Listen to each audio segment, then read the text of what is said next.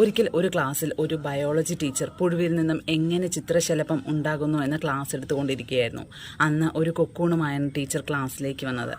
ആ കൊക്കൂണിൽ നിന്നും ചിത്രശലഭം എങ്ങനെ പുറത്തേക്ക് വരും എന്ന് കുട്ടികളെ നേരിട്ട് കാണിക്കാൻ വേണ്ടിയാണ് ആ കൊക്കൂണുമായി ടീച്ചർ ക്ലാസ്സിലേക്ക് എത്തിയത്. കുറച്ച് കഴിയുമ്പോൾ ഈ ചിത്രശലഭം പുറത്തേക്ക് വരും, നിങ്ങളത് നോക്കി കണ്ടാൽ മാത്രം മതി, വേറൊന്നും ചെയ്യണ്ട എന്ന് പറഞ്ഞിട്ട് ടീച്ചർ ക്ലാസ്സിന് പുറത്തേക്ക് പോയി. കുറച്ച് സമയം കഴിഞ്ഞു. ആ കൊക്കൂൺ അനങ്ങാൻ തുടങ്ങി.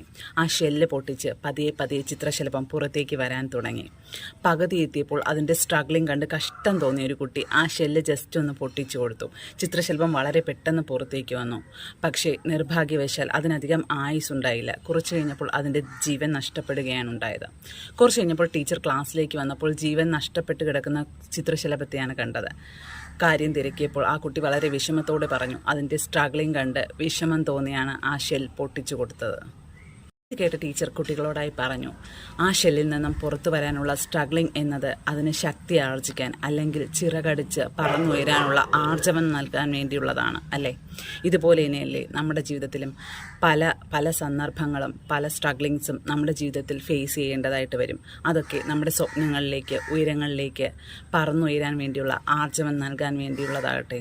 എല്ലാവർക്കും സന്തോഷവും സമാധാനവും നിറഞ്ഞൊരു ദിവസം ആശംസിക്കുന്നു. Thank you.